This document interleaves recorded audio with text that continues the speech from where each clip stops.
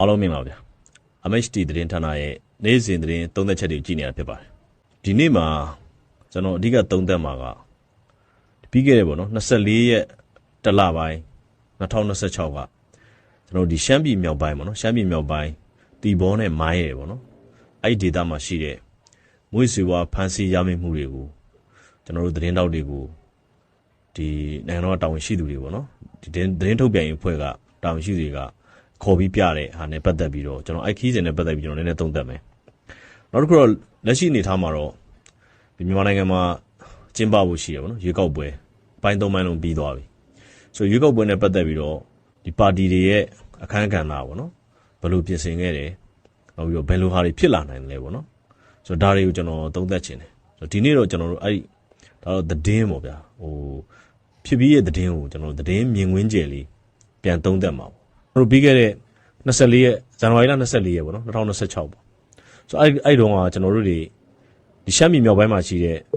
တီဘောနဲ့မိုင်းရယ်ပေါ့နော်အဲ့ဒီဒေသမှာငွေစေဝါအမြောက်အများဒါဒုတိယအကြိမ်ဖမ်းဆီးရမိပေါ့နော်နဲ့ပတ်သက်ပြီးတော့ကျွန်တော်တို့သတင်းဌာနကိုလည်းဒီနိုင်ငံတော်သတင်းထုတ်ပြန်ရေးအဖွဲ့ကဖိတ်ခေါ်တဲ့အတွက်ကျွန်တော်တို့အဲ့ရှမ်းပြည်မြောက်ပိုင်းမှာကျွန်တော်လိုက်ပြီးတော့တွက်ကြည့်ရတယ်ဒီခီးစဉ်ကတော့ကျွန်တော်တို့24ရက်နေ့မနက်ပေါ့နော်24ရက်နေ့မနက်မှာရန်ကုန်ကသတင်းတောက်တွေရယ်ကျွန်တော်တန်တမန်အတိုင်းဝိုင်းတွေပေါ့နော်တန်တမန်အတိုင်းဝိုင်းတွေရယ်တခြားဌာနဆိုင်ရာအကြီးအကဲတွေပေါ့နော်ဌာနဆိုင်ရာအကြီးအကဲတွေတင်ပြီးတော့ရန်ကုန်ကနေအထူးလေယာဉ်နဲ့ထွက်တယ်ကျွန်တော်တို့အဲ့အထူးလေယာဉ်ကနေပြည်တော်လေဆိပ်ကိုမနက်8:00 လောက်မှရောက်တယ်ဆိုတော့မနက်8:00 လောက်မှရောက်တော့ကျွန်တော်တို့နေပြည်တော်မှာရှိတဲ့သတင်းတောက်တွေက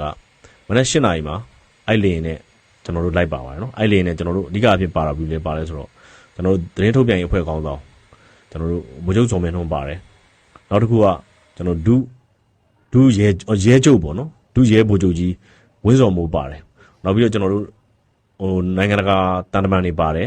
်နောက်ပြီးတော့ကုလသမဂ္ဂမွေးစေဝါတိုက်ဖျက်ရေးအဖွဲ့ကတာဝန်ရှိသူတွေပါတယ်နောက်ပြီးတော့အခြားဌာနဆိုင်ရာအကြီးအကဲတွေပါတယ်ပေါ့နော်ပြီးကျွန်တော်တို့သတင်းသမားတွေပါတယ်ပေါ့အဲ့မှာကျွန်တော်တို့နေပြည်တော်လေဆိပ်မှာအဲ့ဒီအထူးလေယာဉ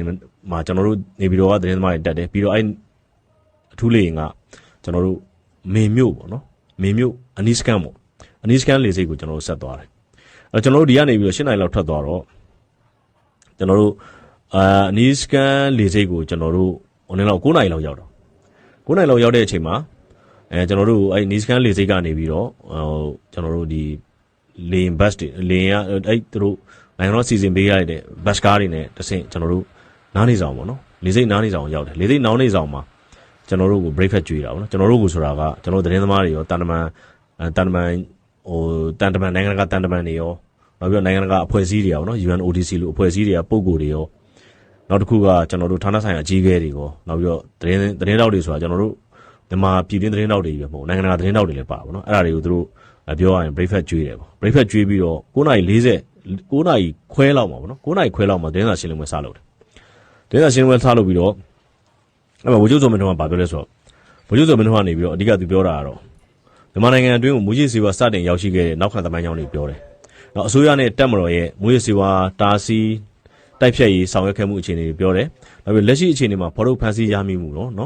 ်မူရစ်စေဝါနဲ့ပတ်သက်တဲ့အဲ့ဒါတွေကိုရှင်းပြတယ်အဲ့ဒါရှင်းပြပြီးနောက်ဗာပြောလဲဆိုတော့မြန်မာနိုင်ငံအနေနဲ့ပေါ့နော်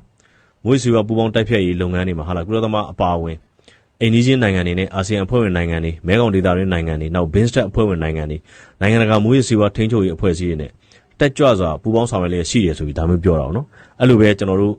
့ရဲချုပ်ကြီးမြန်မာနိုင်ငံရဲတပ်ဖွဲ့ရဲချုပ်ပေါ့နော်ဒုရဲဗိုလ်ချုပ်ကြီးဇိုးဝင်းစော်မိုးကလည်းသူကဘာလဲဆိုတော့ရှမ်းပြည်နယ်မြောက်ပိုင်းတီဘောနဲ့မိုင်းရယ်မျိုးပေါ့နော်မိုင်းရယ်မျိုးအနီးမှာဖော်ထုတ်ဖန်ဆီးရမိတဲ့ဒီမူရစ်စေဝါချက်လုပ်တဲ့နေရာတွေရဲ့ပတ်ဝန်းကျင်နေရာကထပ်မံဖော်ထုတ်ရရှိခဲ့တယ်ပေါ့နော်မူရစ်စေဝါချက်လုပ်တဲ့နေရာကမူရစ်စေဝါတွေနောက်ဓာတုပစ္စည်းတွေနဲ့မူရစ်စေဝါချက်လုပ်ရမှာအသုံးပြုတဲ့ဆက်ပစ္စည်းတွေတင်စီရမိမှုနောက်ပတ်ဝန်းကျင်အနေထားအဲ့ဒါတွေကိုဆက်လက်ရှင်းလင်းမှုဆောင်ရွက်နေတာတွေကိုဒ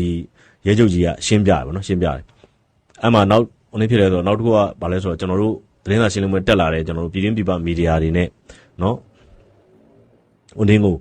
တန်တမန်တွေနောက်ပြီးတော့ဆိုရဌာနဆိုင်ရာအကြီးအကဲတွေနောက်ပြီးတော့ကျွန်တော်တို့မြန်မာနိုင်ငံသတင်းထုတ်ပြန်ရေးအဖွဲ့ခေါင်းဆောင်ဗိုလ်ချုပ်စောမင်းထွန်းတို့ရဲချုပ်ကြီးတို့အပါအဝင်ကျွန်တော်တို့အဲ့ဒီဒီရှမ်းမြောက်မှာရှိတဲ့ဒီမိုင်းရယ်နဲ့တီဘောမျိုးရဲ့33မိုင်အကွာလောက်တောရင်းထဲမှာပေါ့နော်ဆောက်လုပ်ထားတဲ့ဒီဘိန်းချက်စက်ယုံတွေပေါ့နော်အဲ့ဒါတွေကိုကျွန်တော်တို့လောက်မှာ နေ့လေကျွန်တော်ထင်တာတော့9နာရီ10နာရီခွဲလောက်မှာထင်တယ်ကျွန်တော်တို့ရဟရဲ့2စီးနဲ့ကျွန်တော်တို့သွားကြည့်တာပေါ့နော်ရဟရဲ့2စီးနဲ့သွားကြည့်တော့ကျွန်တော်တို့17နာရီလောက်မှာအဲ့ဒီနေရာကိုရောက်တယ်အဲ့ကျွန်တော်တို့ယာယီရဟရင်ကွင်းပေါ့နော်ယာယီရဟဝင်ကွင်းကိုကျွန်တော်တို့မြန်မာစံတော်ဒေတာစံတော်ချင်းနေ့လေ17နာရီခွဲလောက်မှာ17နာရီလောက်မှာရောက်တယ်ရောက်ပြီးတော့17နာရီလောက်မှာရောက်ပြီးတော့အဲ့မှာကျွန်တော်တို့ကိုအဲ့ဒီကနေပြီးသူတို့စီစဉ်ပေးထားတဲ့ကားတွေရှိတယ်ဒီတောထဲမှာလမ်းကျန်းသုံးတဲ့ကားတွေအဲ့ဒီကားတွေနဲ့ကျွန်တော်ထင်တာကတော့10မိနစ်လောက်ထပ်မောင်းရတယ်အဲ့ယာယီရဟရင်ကွင်းကနေ10မိနစ်လောက်ထပ်မောင်းပြီးတဲ့အချိန်မှာကျွန်တော်တို့ခုနကျွန်တော်ပြောတဲ့ဒီဘိန်းချက်စက်ယုံတွေနောက်ပြီးတော့ဓာတုစီဝါထုတ်လုပ်တဲ့ဓာတုပစ္စည်းပေါ့နော်ဓာတုပစ္စည်းထုတ်လုပ်တဲ့စက်ယုံတွေအဲ့ဒါတွေရှိတဲ့နေရာကိုရောက်တယ်ဆိုတော့ရောက်တဲ့အချိန်မှာကျွန်တော်တို့ရဲတပ်ဖွဲ့ကကျွန်တော်တို့ရဲမှုချုပ်ပေါ့နော်ရဲမှုချုပ်တယောက်ကဒါနဲ့ပတ်သက်ပြီးတော့သူရှင်းပြတယ်ရှင်းပြပြီးတော့ကျွန်တော်တို့အဲ့မှာပြထားတဲ့ဟုတ်လားကျွန်တော်တို့ဒီအဖက်တမင်းဆေးပြားနော်စိတ်ကြွယူသူဆေးပြားပေါ့ဗျာမြန်မာလိုပြောရင်အဲ့ဆေးပြားထုတ်လုပ်တဲ့ဆက်တွေနော်ကျွန်တော်တို့ပြတယ်နောက်ပြီးတော့ဒီဆေးပြားတွေဘယ်လိုထုတ်နိုင်လဲဘာညာဆိုတာကျွန်တော်တို့ရှင်းပြတယ်နောက်ပြီးတော့ဘာဖြစ်လဲဆိုတော့ဒီရဲမှုချုပ်ဥဆောင်ပြီးတော့ပဲဒီအွန်လင်းရဲ့ဒီမွေးစေဝါထုတ်လုပ်တဲ့သူတွေရဲ့အဓိကပေါ့နော်ဒီကင်မီကယ်တွေပေါ့အဓိကဓာတုပစ္စည်းတွေထုတ်တဲ့နေရာတွေကိုကျွန်တော်တို့သတင်းသမားတွေဟလာပြည်တွင်းပြည်ပသတင်းသမားတွေနိုင်ငံတကာတန်တမန်တွေနိုင်ငံတကာမွေးစေဝါတိုက်ဖြတ်ရေးအဖွဲ့အစည်းအပုဂ္ဂိုလ်တွေနောက်ပြီးအစိုးရဌာနဆိုင်ရာအကြီးအကဲတွေပေါ့နော်ဒါတွေအပါဝင်သူတို့ဒီနေရာတွေထုတ်တဲ့နေရာတွေကျွန်တော်တို့တနေရာချင်းလိုက်ပြတယ်တနေရာချင်းလိုက်ပြပြီးတော့သူကရှင်းပြတယ်ဒါတွေနဲ့ပတ်သက်ပြီးတော့နော်ဒီလိုရှင်းပြပြီးတော့ပြောရလို့ရှိရင်ကျွန်တော်တို့အဲ့ဒီမှာတွေ့ခဲ့တာကတော့ပမာဏကတော်တော်များတယ်အဲ့ဒီမှာကျွန်တော်တို့ဒီစကန်ကိုတင်စီရမိမှုအတွက်စစ်စင်ရေးမှာအဓိကတာဝန်ရှိခဲ့တဲ့ဘုံမှုတယောက်နဲ့လည်းကျွန်တော်တို့အင်တာဗျူးတဲ့အချိန်မှာဒီဘုံမှုကသူတို့အနေနဲ့ပေါ့နော်ဒီနေရာကိုသတင်းရခြင်းဟုတ်လားဒီဘက်ကဒီအထက်အဆင့်ညွှန်ကြားချက်အရာပေါ့နော်ဒီနေရာကိုချင်းကပ်တဲ့နေရာမှာတော်တော်ခြေတံလုံးနဲ့ချင်းကပ်ခဲ့ရဆိုတဲ့အကြောင်းဘာကြောင့်လဲဆိုတော့ဒီနေရာကဒီနေရာရဲ့အနီးတစ်ဝိုက်မှာတချို့ရွာလေးတွေရှိတာပေါ့နော်အဲ့တော့ဒီရွာလေးတွေကိုရှောင်ကွင်းပြီးတော့ဒီနေရာကိုချင်းကပ်ခဲ့ရတဲ့အကြောင်းသူတို့ချင်းကပ်လိုက်တဲ့အချိန်မှာဘာဖြစ်လဲဆိုတော့ဒီမွေးစီဝါချက်လုပ်တဲ့ဒီပြောရရင်တော့ဒီဘယ်လိုခေါ်မလဲမွေးရာစာတွေပေါ့ဗျာနော်သူတို့နေထိုင်တဲ့နေရာမှာအလစ်ငိုက်ဝင်စီးနိုင်တဲ့အတွက်ဘာဖြစ်လဲဆိုတော့အတားအဆီးကသူတို့ရှိကလက်နက်ကန်ရောက်30လောက်တော့ရှိနေတယ်ပေါ့နော်ဆိုတော့ဒီနေရာကိုကျွန်တော်တို့ကြည့်တဲ့အခါမှာတော်လေးကျယ်ပြန့်နေတာတွေ့ရတယ်ဆိုတော့ဒီနေရာမှာဘယ်လိုလုပ်ငန်းတွေကိုလုပ်တယ်ဘယ်လိုပစ္စည်းတွေကိုအဓိကဖန်ဆီးရမယ်အခုဒီမှာကျွန်တော်တို့ice ထုတ်လုပ်တဲ့နေရာမှာပေါ့အတုံးတဲ့ acid ဓာတုဗီဇာတွေတွေ့ရပါတယ်ပြီးနောက်ပြီး ice ထုတ်တဲ့နေရာမှာကျွန်တော်အတုံးပြီးတော့6ခွန်ဘန်းတွေငွေဆက်တွေပေါ့ဒါတွေကိုတွေ့ချင်ရမယ်ဒါကိုကျွန်တော်မွေးဆို ice ထုတ်တဲ့နေရာလို့ကျွန်တော်ကဒါကိုတွေ့ရပါတယ်ဟိုတော့မတွေ့ရဘူးဒီစစ်စင်ရေးဘယ်နည်းစလဲကျွန်တော်ဒီစစ်စင်ရေးကတော့ကျွန်တော်ဒီကောပေါ့2016ဒီဇန်နဝါရီလကျွန်တော်တို့9ရက်နေ့ကနေစတာဒီစစ်ကျွန်တော်4ရက်5ရက်မနာတန်းလမ်းလျှောက်ပြီးတော့ကျွန်တော်တို့ပြီးခဲ့တဲ့နေရာတက်မှာလဲအခန်းကြီးရမိလို့ဒီကနေထပ်ပြီးတော့မြေပြင်ကင်းထောက်ခင်းပြီးတော့နောက်ဝင်ရနေပြီးတော့ကျွန်တော်တို့ဒင်းရလူချင်းနဲ့ပေါင်းဆက်ပြီးတော့ဒီနေရာကိုဆက်လက်ပြီးတော့ဖန်တီးရှာဖွေဖော်ထုတ်မိတာဖြစ်ပါတယ်တိုက်ပွဲတွေရောဖြစ်ခဲ့သေးလားတိုက်ပွဲကတော့ကျွန်တော်တို့ဒီ9ရက်နေ့မှာတစ်ချိန်ဖြစ်ပါတယ်ဒီကြားထဲမှာတော့ကျွန်တော်တို့ကြီးလို့မရှိတော့ပါဘူးဘယ်လောက်ကျန်နေခဲ့လဲကျန်တဲ့လမ်းကတော့ကျွန်တော်တို့ပေါ့ခုနကတို့ပေါ့ဒီကျွန်တော်တို့တက်မလို့ရဲရောပေါ့ဥပေါင်းပြီးတော့ဒီ4ရက်5ရက်မနာတန်းကျွန်တော်ရှော့ရပါတယ်ရှော့ရတဲ့ခါမှာလမ်းမှာတော့ကျွန်တော်တို့ဖြိုမြောင်ချောင်းချောက်တွေပေါ့ကျွန်တော်မူရင်းလမ်းကိုကျွန်တော်မတုံးမဲနဲ့ကျွန်တော်ကဒီနေရာကိုအလွယ်တကူကျွန်တော်ရှောင်းတိတ်ရှောင်းမှာပြည့်တော့ရမှာကျွန်တော်ကခုနကတောင်းတော့တော်ထပ်ပါတယ်ပြရတဲ့တောင်းတောင်းတွေချောင်းချောင်းတွေပေါ်ပါတယ်ကျွန်တော်လည်းနဲ့ရခဲ့သေးတယ်နောက်လည်းတော့မရပါဘူးခင်ဗျကျွန်တော်ဒီဘက်ကရောသိဆက်ရရှိလားမရှိပါဘူးခင်ဗျချစ်တဲ့တန်မှုချစ်တဲ့မှုပဲရှိတာကျွန်တော်ကဒီဒဏ်ရာရကြောက်ဆုံးမရှိပါဘူးကာလက်တန်ဘလောက်တော့ရှိမှတင်တယ်ဗျအသိမဲ့ဘီလီယံနဲ့တော့ချီမယ်ခင်ဗျအဲ့လိုတော့ကျွန်တော်အမေရိကန်ဒေါ်လာလားဟုတ်ကဲ့ခင်ဗျအမေရိကန်ချီမှာဒီနေရာရဲ့အကျယ်ဝဲကြတော့ဒီကတော့လောက်ရှိပါတယ်ခင်ဗျလုံးငါ40လောက်ရှိပါတယ်ဒါကတော့နောက်ဆုံးပြည့်နေရလားဟုတ်ပါဘူးဒါတော့နောက်ဆုံးပါခင်ဗျဒါနောက်ဆုံးပါခင်ဗျဟုတ်တယ်ကျွန်တော်တို့ကနံပါတ်9နေရာဆက်ကောက်ဖို့ရှိပါတယ်အဲ့နဲ့တိုက်ပွဲဖြစ်တယ်တိုက်ပွဲဖြစ်ပြီးသူတို့ဒီနေရာကိုတင်စီရမိတယ်ပေါ့နော်တင်စီရမိပြီးတော့ဒီနေရာကိုသူတို့တချို့နေရာတွေသူတို့ရှင်းလင်းနေတာရှင်းလင်းတယ်ပေါ့ဘာလို့လဲဆိုတော့အဓိကအဖြစ်ဒီနေရာကကယ်မီကယ်တွေပြောလို့ရှိရင်တော့ကျွန်တော်တို့လည်းဟာကင်မစထရီပါညာတင်မှုတာပဲဟာလားကျွန်တော်စကန်ကြီးလောက်ထိကင်မစထရီတင်မှုတာဆိုအဲ့ဒီမှာကျွန်တော်တို့အပြင်မှာပေါ့နော်ကျောင်းသင်ခန်းစာထဲမှာကြားရတဲ့နာမည်တွေပေါ့နော်ဥပမာအပြင်အီသိန်းတို့ဆာဖိုက်တို့စသည်အပြင်တကယ်အပြင်းဆုံးဓာတုပစ္စည်းတွေပေါ့နော်ကိုယ်တိုင်ထုတ်လို့ကိုယ်တိုင်ချက်လို့တယ်အဲ့မှာကိုယ်တိုင်ချက်လို့ပြီးတော့ မွေးစီဝါကိုလည်းပုံသဏ္ဍာန်အမျိုးမျိုးထုတ်တယ်ဥပမာဖြင့် ice တို့မက်ဖက်တမင်းတို့ဒါမျိုးတွေပေါ့ဗျပုံသဏ္ဍာန်အမျိုးမျိုးနဲ့ထုတ်လုပ်တာကိုဒါသူတို့အဲ့မှာတာဝန်ရှိသူတွေကရှင်းပြတယ် ဘာလဲဆိုရင်ကျွန်တော်တို့မွေးစေဝါထုတ်လုပ်တဲ့ဒီစဉ်၅ခုရှိဟုတ်တယ်နော်ဒီစဉ်၅ခုဒီစဉ်၅ခုထဲမှာတစ်ခုကပါလဲလို့ပြောရင် P2P လို့ခေါ် P2P method လို့ခေါ်အခုဒီမှာချက်နေတဲ့ဟာတွေအားလုံးက P2P method နဲ့ပဲသွားမယ်အဲ့တော့ခုနကကျွန်တော်ပြခဲ့တဲ့ဟာက P2P မှာချက်လို့ရတဲ့ဒီလန်၄မျိုးရှိနော်ခုနကကျွန်တော်ပြခဲ့တဲ့ဟာအရှင်းဆုံးပဲ hydrogen gas ရယ်ကျွန်တော် gas cylinder တွေတွေ့တာအဲ့ဘေးနားမှာပါလဲဆိုတော့အစိမ်းလေးတွေက hydrogen နဲ့အသုံးပြုတယ်အဲ့တော့ methylamine ဆိုတဲ့တစ်ခုရယ်ပြီးရင်ခုနကကျွန်တော်ပြော hydrogen gas ရယ်ရပြီနော်ခုန P2P ရယ်အဲ့သုံးခုပဲလို့ရှိရင်အဲ့ဒီထဲမှာပဲ processing လုပ်လိုက်ရင်ခုနက compressing steel container နှစ်ခုတွဲကြီးတွေက hydrogen ဖြတ်လိုက်တာနဲ့မရလဲဆို P2P ထွက်လာoh sorry methamphetamine ထွက်လာအဲ့တော့ liquid state မှာပဲရှိတယ်နော်ဒါနီးစဉ်တစ်ခုအဲ့တော့ကျွန်တော်တို့ဖန်ဆီးရမိတဲ့ chemical တွေပေါ့အခုရတဲ့ chemical တွေတွားကြည့်လို့ရှိရင်နီးစဉ်၄မျိုးထဲမှာမတွေ့လဲဆိုတော့နီးစဉ်၃မျိုးတွားပြီးတော့ဒါချက်လုပ်နေတာတွားပြီးတွေ့ရတယ်နော်နောက်တစ်ခုကတော့ဒါပါလဲလို့ပြောရင်ဒီကောင်က pressurized metal reactor ဒါလည်း final state ပဲနော် final state ဆိုတာ तू ကထွက်လာတဲ့အချိန်မှာတော့ methamphetamine acid ပါတဲ့ဟာကိုပဲထွက်အောင် acid ပါတဲ့ methamphetamine ထွက်လာဒါကြောင့်မို့ဒီမှာဘလောက်ချက်လိုက်လဲလို့ပြောရင်ဒီလန်တစ်ခုနေနဲ့နော်ဒီခု reactor ပေါ့ဆရာတို့လည်းပြောရင်ဒါ reactor ကထွက်လာနိုင်တဲ့စွမ်းဘလောက်ရှိလဲဆို reactor ရဲ့ဆရာတို့ဒီ container တွေကြည့်လိုက်ချင်ရတယ်ဘလောက်ထွက်လဲဆိုတော့သိပြီအဲ့ဒီမှာကျွန်တော်ဘာ state တွေထွက်လာလဲဆိုတော့ acid state ကိုပဲထွက်အောင်နော် methamphetamine acid state တော့ဘာလဲဆိုဒီဘက်မှာကျွန်တော်ဟိုဘက်တဲကိုသွားရင်ဆရာတို့ acid အနက်အပြင်းတွေ acid တွေ alkali တွေသွားတွေ့မှာအဲဒါကြောင့်အဲ့ညောင်မပေါ်ဘူးဟိုဘက်မှာတဲတွေရှိတယ်ဖန်မောင်းကြောင်နော်အဲ့ဒီရလာတဲ့ liquid acid state ကိုဘယ်ကိုပြောင်းမလဲဆိုတော့ကျွန်တော်တို့ alkali state ကိုကျွန်တော်ပြောင်း acid ကိုကျွန်တော်တို့က dilute လုပ်သူ process တွေရှိတယ်ကျွန်တော် chemist မဟုတ်ချက်နေတဲ့သူလည်းမဟုတ်သူ့ရဲ့ theory ရနော်အဲ့တော့ပြီးသွားရင်ဘာရမလဲဆိုတော့အရေပဲရအောင်အဲ့ဒီအရေကိုဘာလုပ်မလဲဆိုတော့ကျွန်တော် filtration လုပ်ပါနော် filter စစ်ထုတ်ရပါဆက်ပြီးတော့စစ်ထုတ်မယ်စစ်ထုတ်ပြီးလို့ရှိရင်ခုနကတော့ကျွန်တော်ပြောဟို hydrochloric ပေါ့နော် HCl ဆိုရေမှာပျော်ဝင်နိုင်တဲ့ဘောနော်ရေမှာပျော်ဝင်နိုင်တဲ့အခြေအနေကိုရောက်မယ်အရေကိုအဲ့ဒီအရေကနေပြီးတော့အရေအကြည်ကိုထွက်လာပြီးတော့မှခုနကတော့ကျွန်တော်ပြောတဲ့ freezer တွေမှာထားမယ် bucket တွေမှာထားမယ်ပြီးဘာလုပ်မလဲဆိုတော့ solid state ကိုပြန်ပြီးတော့ပြောင်းမယ် solid state ကိုပြန်ရောက်တဲ့အချိန်မှာဘာဖြစ်နေလဲဆိုတော့ solid ကြီးပဲလုံးဝမရဘာရောနေလဲ solid နဲ့ liquid နဲ့ရောနေအဲ့တော့ဘာခုနကတော့ကျွန်တော်ပြောခဲ့တယ်ဗာနဲ့ပြန်လုပ်လဲဆိုတော့ခုနက washing machine တွေတချို့နေရာမှာ washing machine တွေတော့လျှော်ဖို့မဟုတ်ပါနဲ့လှည့်ဖို့ spring လုပ်ဖို့ spring လုပ်လိုက်လို့ရှိရင်အောက်မှာရှိနေတဲ့ကျွန်တော်တို့အဝတ်တွေလျှော်ပြီးအချောက်ခံတယ်လို့ပဲဘာလုပ်လဲဆိုတော့အရေတွေအောက်ကျသွားတယ်အဖက်တွေကကျန်တယ်အဲ့ဒါနီးလန်းတစ်ခုနောက်နီးစဉ်တစ်ခုတွေက bucket တွေနဲ့ထားတယ်ခုနကကျွန်တော်ပြောတဲ့ tag ခုနကကျွန်တော်ပြော steel tray တွေရှိတယ် steel tray အောက်နေဘာဖြတ်လဲလို့ပြောရင် boiler ဖြတ်တယ်အပူငွေ့ဖြတ်တယ်အပူငွေ့ဖြတ်ရင်လည်းအပူငွေ့နဲ့အတူအေးသွားမှာအေးသွားရင်ဘာဖြစ်သွားမလဲ solid state ကနေပြီးတော့ liquid state ကနေပြီးတော့ solid state ကိုပြောင်းသွားတာဒါနီးစဉ်တစ်ခုနောက်တစ်ခုကတော့ဘာလဲဆိုဆရာတို့ဒီမှာတွေ့တယ်ခုနကတော့ထိုင်တဲ့နေရာတွေမှာမုတ်စားတဲ့နေရာမှာဘာတွေ့လဲဆိုတော့ freezer တွေတွေ့တယ်အခုနကတော့ပြောတဲ့ small bucket လေးတွေနဲ့ထည့်ပြီးတော့မှ freezer ထဲမှာအေးခံရင်လည်းလုံးဝကြီး solid ကြီးပြောင်းသွားတာမဟုတ် solid နဲ့ liquid နဲ့ရောနေတဲ့အခြေအနေတစ်ခုကိုရောက်သွားမယ်ပြီးရင်သူ့ရဲ့ထုတ်လုပ်နိုင်တဲ့နော်ခုနကတော့ quality ပို့ပြီးတော့ကောင်းဖို့အတွက်ဒါနီးစဉ်တစ်ခုပြီးတော့မှအရေးကြီးဆုံးနီးစဉ်ကပါလဲဆိုကျွန်တော်တို့ဒီမှာဘာတွေ့လဲဆိုတော့ tartaric acid ဆိုတာတွေ့တယ် tartaric acid ဆိုတာဘာလဲဆိုတော့ purification ကောင်းမှုပြောရင်တော့ quality ကောင်းမှုထွက်လာတဲ့ ice က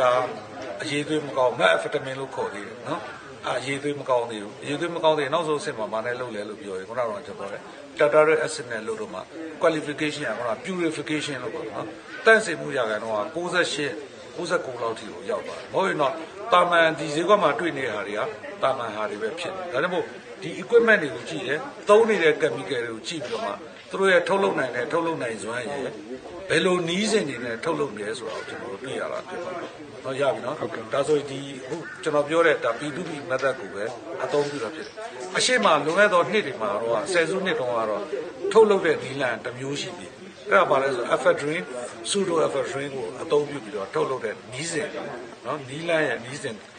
ရှိသေးတယ်နော်။ဟိုကနီးလန်၅မျိုး နီးစင်ကအခု B2B မှာနီးစင်လုပ်ငန်းစဉ်၄မျိုးရှိတယ်၄မျိုးနဲ့ထုတ်လုပ်လို့ရတယ် ဒီကောင်တန်မိုးရသူဘယ်လောက်တန်မိုးချိမလဲအမေရိကန်ဒေါ်လာနဲ့ဆိုဒီစက်ရုံတရုံနဲ့ ဆရာအဲ့လိုမျိုးတွက်ဖို့ကြတော့ဒီဥစ္စာဘယ်လိုဆို all the equipments are chemicals are illegal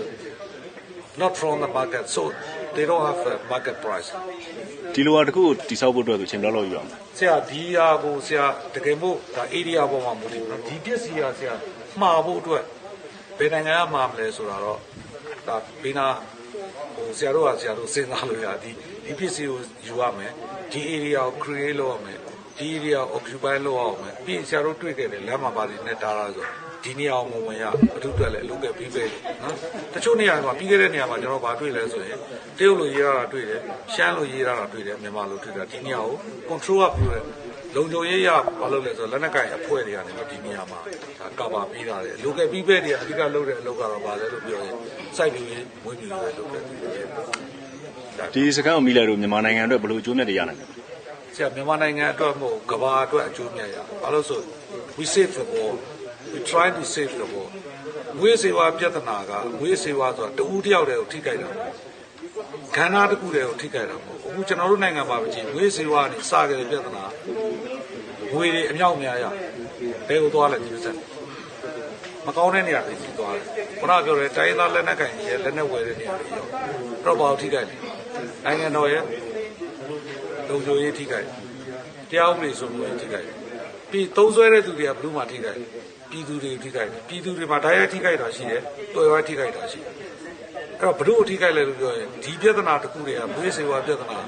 မြန်မာနိုင်ငံမှာရှိတဲ့ပြည်သူတယောက်တည်းကိုထိခိုက်တာမဟုတ်နော်ဒီကနေ့အကောက်တော့လည်းဝန်ကြီးရှင်းပြတာပြည်သူကိုထိခိုက်တာဘယ်လိုထိခိုက်တာလူသားမျိုးနွယ်စုကြီးတစ်ခုလုံးကိုထိခိုက်တယ်အဲကြောင့်ခုနကကျွန်တော်ပြောတယ် we save the world we try to save the world we try to save the human being မြန်မာနိုင်ငံတစ်ခုတည်းတော့မဟုတ်ပါဘူး ဆရာဒီဟာကြတော့ဆရာဒီစက်ရုံတစ်ခုလုံးအများဆုံးထုတ်တာ ice လို့ပြောလို့ရမလားဒီကောင်အများဆုံးထုတ်တဲ့ဟာကြတော့ဆရာ ဟုတ် ice တစ်မျိုးတည်းဒီမှာဆရာတို့ဟို family အောင်ပြော ice ဆိုတာ methamphetamine အခဲ crystal ice လို့ခေါ်ကျွန်တော်မြန်မာနိုင်ငံနဲ့ကျွန်တော်ပတ်ဝန်းကျင်နိုင်ငံမှာဖြစ်နေတာပါလို့ဆိုတော့ Java tablet စိတ်ကြွယူသွစီပြအဲ့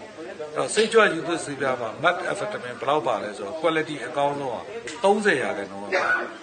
ကျန်တဲ့60%လုံးနဲ့65%တော့ပါလို့ဆို caffeine ပါနော် caffeine ပါဒါကြောင့် caffeine ကိုမြန်မာနိုင်ငံမှာတာအခြား chemical တွေနဲ့အခြားဒိုင်းပေါ့နော်စိုးစေးတို့ဘာလို့ပါရင်ဒါဆိုဘယ်လောက်ဖြစ်သွားဆိုဟို100%ဖြစ်သွားတယ် one tablet ဒါကြောင့်မို့ဒီ methamphetamine ကိုခုမိတဲ့ ice ကို multiply by 3.5 လောက်နဲ့မြောက်လိုက်လို့ရှိရင်တော့ထွက်သွားမယ်ဆိုရင်ခုနကတော့ caffeine နေနဲ့ရောမယ်အခြားတွေရောမှာထွက်မယ်ဆိုတော့အဲ့ဒါက methamphetamine tablet အဲ့ဒါကို Java tablet လို့ခေါ်ဒါက methamphetamine crystal ဒါနော်ဟုတ်ကဲ့ ရှင်းပြပြီးတော့ဒီဓာတုစစ်ပစ္စည်းတွေကဘယ်လောက်ထိဟိုဘယ်လိုခေါ်မလဲပြင်းလဲပေါ့နော်ဘယ်လောက်ထိဒီဘယ်လိုခေါ်မလဲပြင်းလဲဆိုလို့ရှိရင်အဲ့ဓာတုစေဝါချက်လုပ်တဲ့နေရာရဲ့ပတ်ဝန်းကျင်မှာရှိတဲ့တစ်ပင်တွေကအရွက်တွေအကုန်လုံးကခြောက်နေဒီဟာတွေရဲ့ effect ကြောင့်ပေါ့နော်အရွက်တွေအကုန်လုံးကခြောက်နေနောက်တစ်ခုကဘာလဲဆိုတော့ကျွန်တော်တို့အဲ့နေရာကိုသွားတဲ့အခါမှာလူတိုင်းက mask တွေတက်ကြတယ်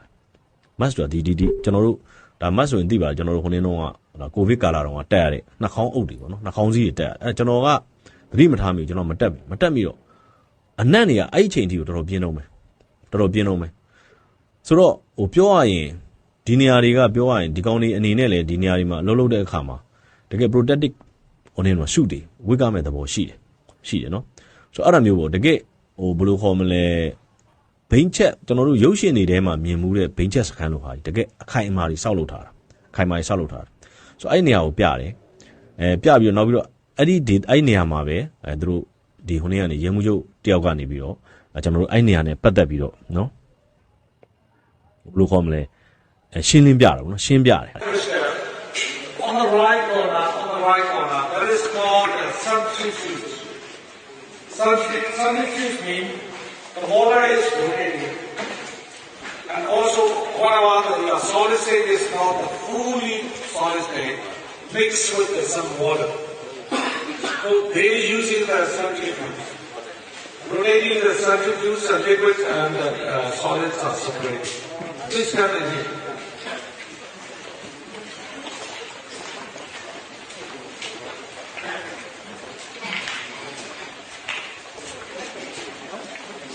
So inside there, they're using the fader, one of the fader, the globe fader inside there. So these substitutes are using the border, I don't think even in very, the very West big this kind of border. So it will separate the crystal state and the liquid state. All the liquids are coming down. Maybe all the liquids are coming down here. So they collect these liquids, put into these containers. This funnel. Inside the funnel, they're using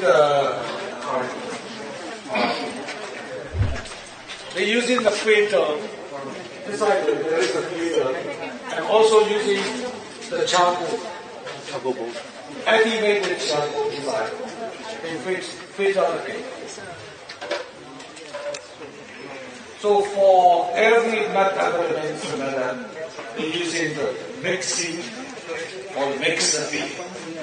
and the heating, filtration, and baking from liquid state to the solid state. Okay. And sometimes they also using the stove to quickly transform from liquid state to solid state, crystal state. And again, they mix in there. They rotate in there. They separate. And some area they're using the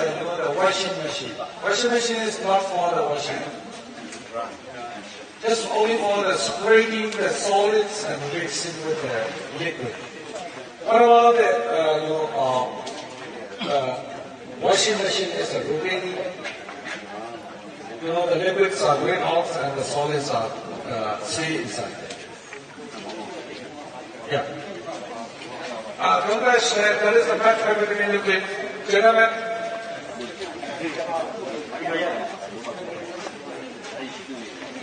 We will move to the economics.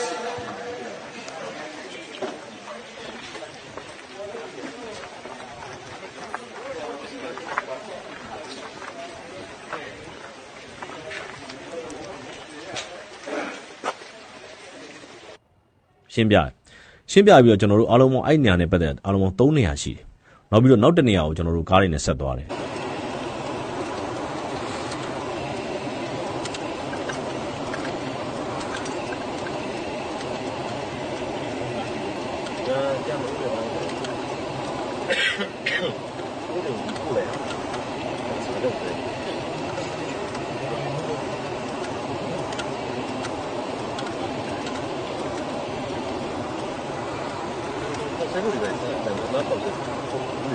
ကားနဲ့ဆက်သွားတဲ့အချိန်မှာနောက်တစ်နေရာကိုကျွန်တော်တို့ကားနဲ့15မိနစ်လောက်မောင်းရတယ်ကားတိုင်းနဲ့15မိနစ်လောက်မောင်းရတယ်မောင်းပြီးအဲ့နေရာရောက်တယ်ရောက်ပြီးတော့အဲ့နေရာမှာအဓိကအဖြစ်တော့တချို့သူတို့မွေးစေဝါးတွေကိုဖျက်ဆီးထားတယ်ပဲနော်ဖျက်ဆီးထားတယ်ဆိုတာပြောရရင်တော့ဒါဘယ်လိုခေါ်မလဲနိုင်ငံတော်ကဖျက်ဆီးထားတယ်ပဲနော်သူဖမ်းဆီးရမိတာလူတွေနဲ့ဝေးတဲ့နေရာမှာတော်တော်ဝေးတဲ့နေရာမှာတော့ဖျက်ရတယ်အဓိကအဖြစ်ပါလဲဆိုတော့အဲ့နေရာမှာကျွန်တော်တို့အဓိကတွေ့ရတာက caustic ပေါ့နော် caustic ထဲ့တဲ့စီပိုင်းတွေ plastic စီပိုင်းတွေတော်တော်များများတွေ့ရတယ်နောက်တစ်ခုကchemical တွေနဲ့ပဲအသုံးပြုတဲ့အတွက်ဒီစီပိုင်းတွေဇလားတွေတော်တော်များများက plastic နဲ့လုပ်ထားတဲ့စီပိုင်းတွေဇလားတွေပဲတွေ့ရတယ်နောက်တစ်ခုကဒီစက်ရုံမှာလည်ပတ်နေတဲ့စက်ပစ္စည်းတွေတော်တော်များများကိုတကယ်ကိုအမာဆုံးတန်တွေပေါ့ stainless steel တွေနဲ့လုပ်ထားတာကိုကျွန်တော်တို့တွေ့ရတယ်ပြီးတော့အဲ့ဒီမွေးစေဝါးတွေဖြတ်စည်းတဲ့နေရာပြီးတော့ကျွန်တော်နောက်တစ်နေရာကိုရောက်တယ်နောက်တစ်နေရာရောက်တဲ့အချိန်မှာကျွန်တော်တို့ဘာလဲဆိုတော့အဓိကအဖြစ်ကျွန်တော်တောင်မုံရာပုံတွေ့ရတာကကျွန်တော်တို့ caustic တွေ caustic ကျွန်တော်အဲ့ caustic တွေကိုကျွန်တော်ထုံးပုံကြီးတွေထင်လို့ကျွန်တော်တို့လူ2ရက်3ရက်လောက်ရှိမယ်အပုံကြီးတွေကကျွန်တော်အဲ့ဘယ်လိုဆိုမင်းထုံးမေးတယ်ဘယ်လိုဒါတွေကထုံးနေတယ်သူတို့ဘာလို့တာအထုံးနေမဟုတ်ဘူးလေအဲ့ဒါ caustic တွေပြတယ်ဆိုတော့ပြောရလို့ရှိရင်ဒီနေရာကအခိုင်အမာစကန်လုပ်ပြီးတော့ဒီနေရာမှာကျွန်တော်တို့နောက်ဆုံးကြည့်ရတဲ့စကန်မှာကအဓိကအဖြစ်ကသူတို့ဘယ်လိုခေါ်မလဲကုန်ချမ်းတွေတူလောင်ထားတဲ့နေရာမျိုးဖြစ်မယ်နောက်အဲ့ဒီမှာကျွန်တော်တို့သူတို့ဓာတ်ပြုဖို့အတွက်လောက်ထားတဲ့ယာယီတခွဲကန်းပုံစံမျိုးပေါ့နော်အဲ့ဒါကိုလည်းကျွန်တော်တို့တွေ့ရတယ်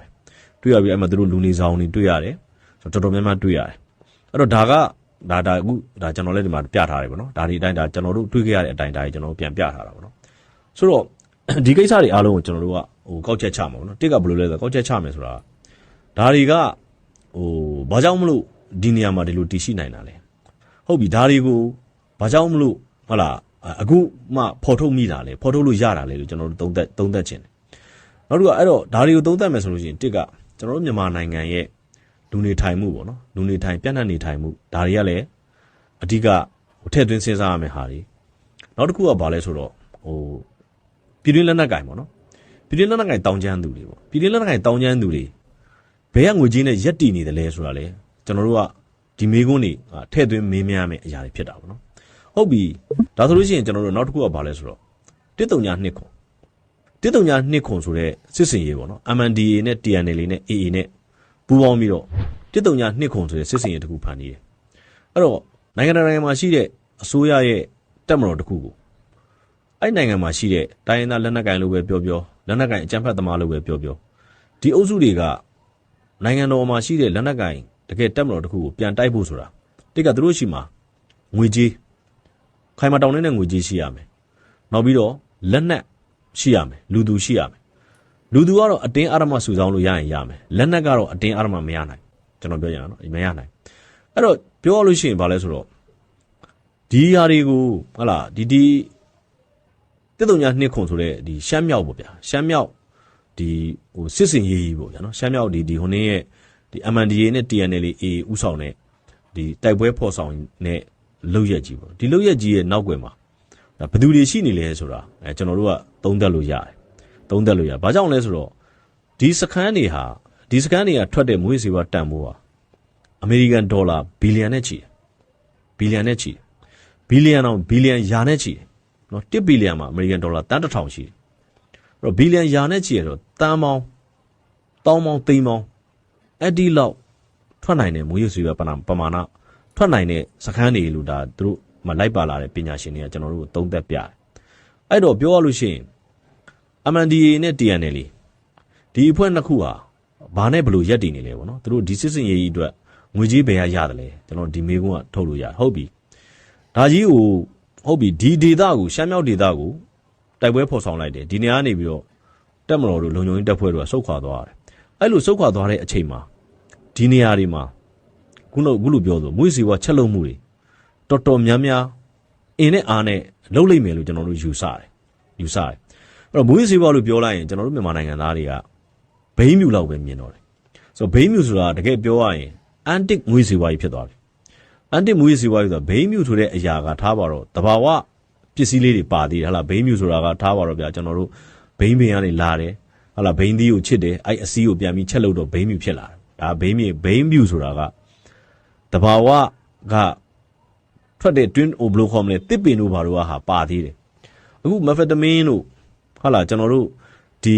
ice တို့ကဘယ်တဘာဝနဲ့ပတ်သက်တဲ့ဟာတခုမှမပေါ့အားလုံးဟာ chemical တွေကိုပေါင်းဆက်ပြီးတော့ချက်လုပ်ထားတဲ့မွေးစေပါဒါကိုကျွန်တော်တို့သိရဒါ chemical နဲ့ကျွမ်းကျင်တယ်ဟာလာဒီအဲ့မှာပညာရှင်တယောက်ကကျွန်တော်တို့ရှင်းပြဒီ amphetamine တို့ ice တို့ညှိသွားတဲ့လူဟာတစ်ကကိုယ်တိုင်သိရင်တနည်းနည်းနဲ့သိရင်မသိရင်ပတ်ဝန်းကျင်ကိုတေချာပေါဒုက္ခပေးပြီးသိမယ်။ဘာကြောင့်လဲဆိုတော့ဒီဟာရဲ့နာမည်ကစိတ်ကြွယူသွဆေးပြားအဲ့ဒီ methamphetamine တို့ ice တို့ကိုဒီမြန်မာလူပေးထားတဲ့နာမည်အတိုင်းပဲဒီဟာတွေကိုစားသုံးမိတဲ့သူဒီဟာတွေကိုဟာလာသုံးဆွဲမှုတဲ့လူတွေတစ်ကစိတ်ကြွမယ်ပြီးတာနဲ့တေချာတဲ့ယူသွမယ်ဒါကြောင့်သူကစိတ်ကြွယူသွဆေးပြားလို့သူကပေးထားတာအဲ့တော့ဟာလာပြီးခဲ့တဲ့ရက်ပိုင်းဆိုလို့ရှိရင်ဟာလာကျွန်တော်တို့ဒီခုနေ့မှာမွန်ဘီဘက်မှာတင်ကောင်မလေးတယောက်ကိုသူ့ယောက်ျားကနေခေါင်းဖြတ်ပြီးတော့အဲ့ခေါင်းကြီးဆွဲပြီးတော့လမ်းမအထိထွက်လာတယ်ကြိုက်တဲ့လောက်အရက်မူဟုတ်လားကြိုက်တဲ့လောက်စိတ်ဆိုးကြိုက်တဲ့လောက်စိတ်တူလူတယောက်ကိုဒီလောက်ရဲဆက်တတ်ဖို့ဆိုတာမလွယ်ဘူးအဲ့တော့ဒါတွေကဘာလဲဆိုတော့မွေးစီဝါရဲ့သားကောင်တွေဖြစ်နိုင်တယ်လို့ကျွန်တော်ဒီလိုသုံးသပ်တာပေါ့နော်ဒါကျွန်တော်ဟိုနေကျုံလို့ပြောပြတာအဲ့တော့ပြောရလို့ရှိရင်ဟုတ်ပြီဒါကြီးကဒီနေရာမှာတဲနေပြီဒီဟာကြီးကိုနိုင်ငံတော်အစိုးရအနေနဲ့မသိနိုင်ဘူးလားလို့မေးဒီ132ခွန်မှာရှိတယ်ဒီ MNDAA နဲ့ TNLA ကိုမတိုက်နိုင်ချင်းမသိနိုင်ဘူးလို့ဒီလိုပဲပြောရမှာကျွန်တော်ခုနပြောသလိုဟုတ်လားရှမ်းပြည်မြောက်ပိုင်းဆိုတာဟိုချင်းလေးမဟုတ်ရှမ်းပြည်မြောက်ပိုင်းဆိုပြောရရင်ထိုင်ဝမ်နိုင်ငံတို့ဘာလို့ထက်တောင်ပြောရရင်2ဆနီးပါးလောက်ရှိတယ်အဲ့လောက်ထိကျယ်တဲ့နေရာတွေเนาะမြန်မာနိုင်ငံကမြင်မျက်နှာပြင်ကျယ်တယ်နောက်တစ်ခုကလူနေဘယ်လိုခေါ်မလဲကျဲတယ်လူနေကျဲတယ်မြို့ကြီးတွေမှာပဲစုနေကြတယ်ကျွန်တော်တို့မြန်မာနိုင်ငံမှာရှိတဲ့လူတန်း90နဲ့မြန်မာနိုင်ငံဧရိယာတွေကဟိုပြောရရင်ဧရိယာကြီးအရန်ကျယ်ပြီးတော့လူနေထိုင်မှုကကြတော့အရန်ကျယ်လွန်းတယ် တော်များများဆိုမြို့ကြီးတွေမှာကြီးပဲနေကြတယ်အဲ့တော့လူနေမရောက်တဲ့နေရာတွေတော်တော်များများမှာကအခုလိုဟလာမွေးစေဝါရာဇာတွေဘိန်းရာဇာတွေခုနပြောတယ်ဟလာတိုင်းရင်းသားလက်နက်ကိုင်တို့ခေါင်းစဉ်တက်ထားတဲ့ဘယ်လိုခေါ်မလဲလက်နက်ကိုင်အုပ်စုတွေကသူတို့အနေနဲ့သူတို့ရဲ့လွတ်မြောက်နေမိကအော်တိုကိုဖြစ်နေမှာပဲဖြစ်နေမှာအဲ့လိုမျိုးပေါ့ဟုတ်ပြီအဲ့တော့ပထမတစ်ချိန်တုန်းကမရုပ်စွန်မင်းတို့ကပြောတာရှိတယ်သူလေစိတ်မှာသတင်းတောက်တွေကိုဖြေကြားတဲ့အခါမှာပြောတာရှိတယ်အဲ့ဒါဘာလဲဆိုတော့ဒီလိုမွေးရစီးပွားတွေဖမ်းဆီးရမိတဲ့အတွက်တရုတ်နိုင်ငံကိုကျေးဇူးတင်ပါတယ်လို့ပြောတယ်တချို့ကလည်းပြောကြတယ်ဟာဒါကတရုတ်နိုင်ငံကပြောမှသိရအောင်မြန်မာအစိုးရကမသိဘူးလားလို့မျိုးမသိနိုင်တရုတ်နိုင်ငံကလည်းသူတို့ဒီတိုင်းသိတာမဟုတ်ကျွန်တော်ထင်တာကဘာလဲဆိုတော့ဒီ MNDAA နဲ့ TNLA ကပေါ့နော်ခေါင်းဆောင်အချို့ကိုတရုတ်ကဖမ်းသွားတယ်ဖမ်းသွားပြီးတော့သူတို့စစ်ကြောရေးတွေလုပ်လိုက်မယ်တရုတ်အစိုးရကနော်စစ်ကြောရေးတွေကထွက်လာတဲ့အဖြေလေးလို့ကျွန်တော်ဒီလိုသုံးသပ်တယ်ဆိုတော့ဘာကြောင့်လဲဆိုတော့နည်းနည်းနော်ပမာဏမဟုတ်နော်ဘာကြောင့်လဲဒီမူရစ်စေဝါနဲ့ပတ်သက်ပြီးတော့ထွက်လာတဲ့ဟာတွေပေါ့ပွင့်လင်းပြောရရင်မြန်မာနိုင်ငံမှာကဟိုထိန်းချုပ်လို့ရတယ်နော်မြန်မာနိုင်ငံမှာမသုံးအောင်မစားထိန်းချုပ်လို့ရတယ်သို့ပေမဲ့ပတ်ဝန်းကျင်နိုင်ငံတွေကသူတို့ထိန်းချုပ်ဖို့မလွယ်တော့ဘူးအဲ့ဒါဥပမာပြင်ထားကျွန်တော်ပြောပြမယ် AA အဖွဲ့ဘာကြောင့်ဘာနဲ့ရက်တည်နေလဲအဲ့တော့ AA အဖွဲ့ဘာကြောင့်ဘာနဲ့ရက်တည်နေတယ်လဲလို့မေးလိုက်လို့ရှိရင်တစ်ဖက်မှာရှိနေတဲ့ဟာလာအခုမွေးစီဘဖမ်းမိမှုတွေအကုန်လုံးကရခိုင်ကိုသွားမဲ့လူတွေကြီးအဲ့တော့ရခိုင်ကိုဘာကြောင့်မလို့ဒီ amphetamine တွေ ice တွေဒီလောက်ဝင်နေတယ်လဲလို့ပြောရင်ရခိုင်နဲ့အနီးစပ်ဆုံးဘင်္ဂလားဒေ့ရှ်နိုင်ငံရဲ့အခြေအနေကိုလေ့လာကြည့်လိုက်ဘင်္ဂလားဒေ့ရှ်မှာတစ်ကဘာသာတရားအရရက်တော့ခွင့်မရှိဘူးရက်တော့ခွင့်မရှိတော့ဘင်္ဂလားဒေ့ရှ်မှာရှိတဲ့လူငယ်တော်တော်များများကဒီဟုတ်လားကျွန်တော်တို့ကပန်းရောင်ဆေးပြပါနော် amphetamine ကိုတရားဝင်နှီးပါသုံးဆွဲကြတယ်ဘင်္ဂလားဒေ့ရှ်မှာဒီ amphetamine နဲ့ပတ်သက်ပြီးတော့ amphetamine တို့ ice တို့နဲ့ပတ်သက်ပြီးတော့ကြီးမားတဲ့ဈေးကွက်ကြီးရှိတယ်ဒါကျွန်တော်တို့ YouTube Discovery Channel တို့ဘာလို့မှသွားကြည့်လိုက်နော်သွားကြည့်လိုက်ဒါသိနိုင်တယ်ဆိုတော့အဲ့လိုဈေးကွက်ကြီးကိုဖြန့်မှုအတွက် AA ကတောင်းယူထားတဲ့သဘောရှိဒါကြောင့်မို့ AA ဟာငွေကြေးနဲ့လက်နက်ကိုဘုံမော်လောဖောဖောတည်တည်သုံးနိုင်တယ်လို့ကျွန်တော်တို့ဒီလိုသုံးသပ်ရတယ်ဒါပေမဲ့တစ်ဖက်မှာဟုတ်ပြီ MNDAA နဲ့ TNLA တွေကြတော့တစ်ဖက်မှာတရုတ်နိုင်ငံရှိတယ်တရုတ်နိုင်ငံဟာဟုတ်လားအင်္ဂလိပ်အစိုးရရဲ့ဘိန်းစစ်ပွဲမှာတရုတ်လူမျိုးတွေတော်တော်များများဟာလူမျိုးပျောက်လောက်အောင်အထိခံစားခဲ့ရပြီဒါကြောင့်တရုတ်နိုင်ငံဟာဘိန်းနဲ့ပတ်သက်ရင်မွေးစေဝါနဲ့ပတ်သက်ရင်ဘယ်တော့မှခွင့်မလုပ်ဘူးတရုတ်နိုင်ငံမှာမွေးစေဝါနဲ့ပတ်သက်ရင်ဒေတာမဲရှိတယ်အဲ့တော့ဒီမွေးစေဝါတွေကဘယ်လိုပဲဖြစ်ဖြစ်ဟလာမြန်မာနိုင်ငံရဲ့အစိုးရလက်လန်းမမီတဲ့နေရာတွေမှာဒီလိုစက်ရုံတွေစောက်ထားတာဒီကပစ္စည်းတွေဟာဒီကကုန်ကြောတွေဟာတရုတ်နိုင်ငံတွေကိုမရောက်လာဘူးလို့မပြောနိုင်အဲ့လိုပဲတစ်ဖက်မှာလာအိုရှိတယ်တစ်ဖက်မှာကမ္ဘောဒီးယားတစ်ဖက်မှာကျွန်တော်တို့ဒီထိုင်းနိုင်ငံရှိတယ်ဟုတ်လားအဲ့တော့ပြောရလို့ရှိရင်ကျွန်တော်တို့ကမြန်မာနိုင်ငံမှာရှိတဲ့လက်နက်ကင်စူဘူးတောင်းကျမ်းမှုလုပ်တဲ့သူတွေဟာသူတို့ရဲ့ဖိတ်လုံးပေါ့ဗျာအလှခံလို့ရတဲ့နေရာကနေလက်နက်တွေဝယ်တယ်ဆိုတာဟုတ်ပါမလားလို့ကျွန်တော်တို့ကမေးခွန်းထုတ်လို့ရနေပြီခင်ဗျလက်နက်တစ်လက်ကိုဟုတ်လားဟိုပြောရလို့ရှိရင်340ရှိတယ်အဲ့340ရှိတဲ့လက်နက်ကိုနှစ်ပိုင်းအတွင်းမှာယာနဲ့ချီရဲ့လက်နက်ကင်အုပ်စုတွေကတူညီလက်နက်တွေဖြစ်သွားတယ်ဆိုတာခင်ဗျအလူခံလို့ရတဲ့ငွေနဲ့ဟုတ်ပါမလားလို့ကျွန်တော်တို့ကမေးခွန်းထုတ်ပါမယ်အဲ့တော့ပြောရရင်မြန်မာနိုင်ငံမှာရှိတဲ့လက်နက်ကင်စုဘူးအုံကြွားမှုမွေးစေဝါထုတ်လုပ်မှုနော်ဒါတွေအားလုံးဟာဆက်တည်တယ်လို့ကျွန်တော်တို့ဒီလိုသုံးသပ်လို့ရတယ်ဟုတ်ပြီဒါတွေနဲ့ပတ်သက်ပြီးတော့ဟိုအစိုးရအနေနဲ့သိနိုင်မလားဆိုရင်တော့အစိုးရအုပ်ချုပ်မှုအလှမ်းမီတဲ့နေရာတွေဆိုရင်တော့သိနိုင်တယ်ဒါပေမဲ့အခုတွေ့ရတဲ့နေရာကပြောရရင်ဟာလားဒီတီဘောနဲ့မိုင်းရရနေပြီးတော့33မှာကျွန်တော်တို့ရဟရင်နဲ့သွားတယ်33မှာရဟရင်နဲ့သွားတဲ့အခါမှာလည်းပြောရရင်ကျွန်တော်တို့တချို့တကယ်တောင်တန်းနေတကယ်ပြောရရင်လူသူအရောက်ပေါက်မရှိတဲ့နေရာတွေကိုကျွန်တော်တို့ရဟရင်ဘောကကြည့်တဲ့အခါမှာအဲ့နေရာတော်တော်များများကိုဖြတ်တန်းခဲ့ရတယ်ဆိုတော့နောက်တစ်ခုကဒီ139ခုဆိုတဲ့ဒီဟဲ့လက်နက်ကိုင်အကြမ်းဖက်တောင်းကျမ်းသူတွေစစ်စင်ရေးမှာလည်းဒီရှမ်းမြောက်တော်တော်များများကသူတို့ရဲ့စိုးမိုးမှုအောက်ကိုရောက်နေတယ်ဆိုတဲ့အခါကျတော့ဒါတွေဟာဆက်ဆက်မှုတွေရှိနေတယ်လို့ကျွန်တော်တို့သုံးသပ်ချင်တယ်အဲ့တော့ပြောရလို့ရှိရင်ဒီဟာတွေနဲ့ပတ်သက်ပြီးတော့ဟိုကျွန်တော်တို့တွေ့ခဲ့တာကတော့ဟိုပြောရရင်ဒီမှာအဓိကအဖြစ်ဟလာတက်မတော်သားတွေနော်လုံခြုံရေးယူပေးနေတာတွေ့ရတယ်နောက်ပြီးတော့မြန်မာနိုင်ငံရဲတပ်ဖွဲ့ကရဲအထူးကွန်မန်ဒိုအဖွဲ့တွေပေါ့နော်လုံခြုံရေးယူပေးနေကြတာကိုတွေ့ရတယ်ဆိုတော့ဒီလိုနေရာတွေရောက်သွားတဲ့အခါကျမှကျွန်တော်တို့ကဘာလို့သွားတွေ့လဲဆိုတော့ဒီတက်မတော်သားတွေနဲ့ရှေ့တန်းမှာရှိတဲ့ကျွန်တော်ဟလာမြန်မာနိုင်ငံရဲတပ်ဖွဲ့ကအထူးကွန်မန်ဒိုတွေပေါ့နော်တခြားရရှိရကအကြက်သားအားလုံးရဲ့ဘဝကိုကျွန်တော်တို့ကသွားပြီးတော့ဘယ်လိုခေါ်မလဲစာနာမိတယ်ဟိုလေလိုင်းပေါ်မှာပြောနေရတဲ့ဆိုင်လက်တွေ့ သွားတဲ့အခါကျတော့မှတော်တော်လေးဘယ်လိုခေါ်မလဲသူတို့တာမရှိခဲ့ရင်ဆိုတဲ့ဟာကိုကျွန်တော်တို့ကတလူသွားတွေ့ဒီလိုသွားသုံးသပ်မိလူသွားသုံးအဲ့တော့ပြောလို့ရှိရင်အဓိကကတော့ဟာလာခုနကျွန်တော်ပြောသလိုဗိုလ်ချုပ်စောမင်းထွန်းကတရုတ်နိုင်ငံကိုကျေးဇူးတင်ပါတယ်လို့ပြောတာဟာဘာကြောင့်လဲဆိုတော့ဒီခုန MNDAA နဲ့ TNA လေးကဖမ်းသွားတဲ့လူတွေကိုစစ်ကြောကြီးလှုပ်လိုက်လို့မှစစ်ကြောကြီးလှုပ်လိုက်တဲ့အတွက်ဒီနေရာတွေပေါ်လာတယ်ဒီနေရာတွေပေါ်တဲ့အချိန်မှာတရုတ်နိုင်ငံကနေပြီးတော့လှမ်းပြီးတော့မြန်မာနိုင်ငံအစိုးရကိုသတင်းပေးတယ်သတင်းပေးတဲ့အခါမှာဒီကနေပြီးတော့ဟာလာကျွန်တော်ခုနပြောတဲ့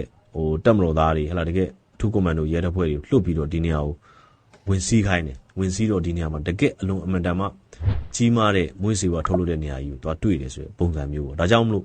ဗိုလ်ချုပ်စောမင်းထွန်းဟာတရုတ်နိုင်ငံကိုကျေးဇူးတင်တယ်လို့ပြောတဲ့ဟာမျိုးအဲ့တော့အခုဆိုရင်3နေရာဒီမနေ့ကကျွန်တော်တို့24ရက်နေ့သွားကြည့်ရတော့3နေရာပေါ့နောက်ပြီး14ရက်နေ့တုန်းကလည်းတစ်ခါသူတို့တွေ့သေးတယ်ဆိုတော့အဲ့တုန်းကတော့ဘယ်နေရာလဲတော့မသိဘူးเนาะတစ်ခါတွေ့တယ်ဆိုတော့ဒီကအခုနေရာ3နေရာတော့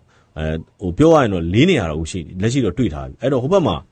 TNA လေးနဲ့ MNDAA ကဖမ်းဆီးရမိတဲ့ခေါင်းဆောင်တွေကိုတရုတ်ကစစ်ကြောပြီးဘယ်လိုဟာတွေထွက်လာအောင်မလဲဆိုတာကိုတော့ကျွန်တော်တို့ကဒါထိုင်စောင့်ကြည့်ရမှာစောင့်ကြည့်ရမှာဘာကြောင့်လဲဆိုတော့ဒီနေရာတွေကလက်ရှိအနေထားမှာမြန်မာနိုင်ငံမှာလက်ရှိဟလာစီးပွားရေးအကျပ်တဲနိုင်ငံရေးအကျပ်တဲစီးရေးအကျပ်တဲဖြစ်နေတဲ့အချိန်မျိုးမှာဒီလိုနေရာတွေကိုလက်လန်းမိဖို့ဆိုတာအစိုးရအနေနဲ့လည်းအတော်ကြိုးစားရလိမ့်မယ်เนาะအတော်ကြိုးစားရလိမ့်မယ်နောက်တစ်ခုကဗိုလ်ချုပ်တော်မင်းတို့အဲ့ဒီမှာဗာပြောသွားလဲဆိုတော့ဟလာကျွန်တော်တို့သတင်းသမားတွေကမေးတဲ့အခါမှာဒီကိစ္စနဲ့ပတ်သက်ပြီးတော့ဗောနော်ကဘာကြီးကိုဗာပြောချင်တယ်လို့မေးတဲ့အခါမှာဒါကားတဲ့ကျွန်တော်တို့ကမြန်မာပြည်မဟုတ်ဘူးကဘာကြီးကိုကယ်တင်လိုက်တာကဘာကြီးကိုကယ်တင်လိုက်တာဒီမူရစ်စေဝါတွေအခုတို့မီးရှို့ဖြတ်စီလိုက်တဲ့မူရစ်စေဝါတွေဗောနော်ဒီဟာတွေကဒေသတွင်းပြန့်နှံ့သွားမယ်ဆိုလို့ရှိရင်ဒီဒေသတွင်းနိုင်ငံတွေမှာရှိတဲ့လူငယ်တွေဟာပြောရလို့ရှိရင်ပုံသဏ္ဍာန်အမျိုးမျိုးဖြစ်သွားနိုင်တာဗောဗျာနော်ပုံသဏ္ဍာန်အမျိုးမျိုးအခုလားကျွန်တော်တို့PDF တို့ဂျန်တဲ့ဟလာ NUG အုပ်စုတွေမှာရှိတဲ့လူငယ်တွေ132ခုမှာအယူမှုခလားဘယ်လိုခေါ်မလဲဒီလောက်တနတ်တွေနဲ့ပြစ်နေတဲ့ဘုံတွေနဲ့ကျဲနေတာတော့ရှေ့ကိုအတကုံပြေးတက်နေတာဟာလူတယောက်ရဲ့လူကောင်းစိတ်မဟုတ်လူကောင်းစိတ်မဟုတ်ဒီဟလာသူတို့ရဲ့အစားအသောက်တွေထဲမှာသူတို့တောက်တဲ့ရေတွေထဲမှာ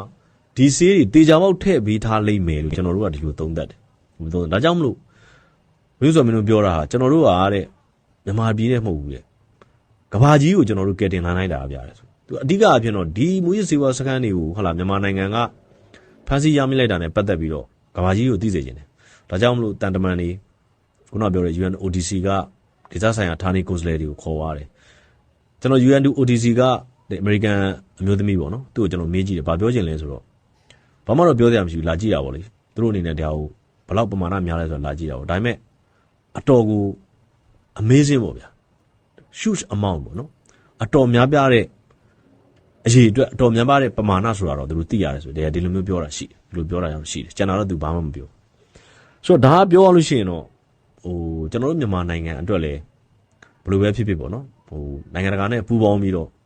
မွေးစေဝါတိုက်ဖြတ်ရေးမှာပူးပေါင်းဆောင်ရွက်နေတယ်ဆိုတော့ဟာကိုကဘာကိုထုတ်ပြလိုက်နိုင်တယ်လို့ဟုတ်လားတချို့နေရာတွေမှာမြန်မာနိုင်ငံအနေနဲ့မြန်မာတနိုင်ငံနဲ့မြန်မာအစိုးရတစ်ဖွဲ့တဲ့အနေနဲ့လောက်ကင်မှုဆိုတာမလွယ်ဘူးဆိုတာကိုလည်းဒီသတင်းစကားကိုလည်းကဘာကြီးကိုပေးလိုက်တာရတယ်မလွယ်ဘူးဆိုတာပြဿနာဘာလဲဆိုတော့ဟုတ်လားကျွန်တော်တို့ဒီဘက်မှာနိုင်ငံတော်နဲ့ပတ်သက်တဲ့စီးပွားရေးလူမှုရေးနိုင်ငံရေးအကျပ်တဲတွေရှိနေတယ်အဲ့အကျပ်တဲတွေကိုအခွင့်ကောင်းယူပြီးတော့တစ်ဖက်မှာမွေးရရာတွေက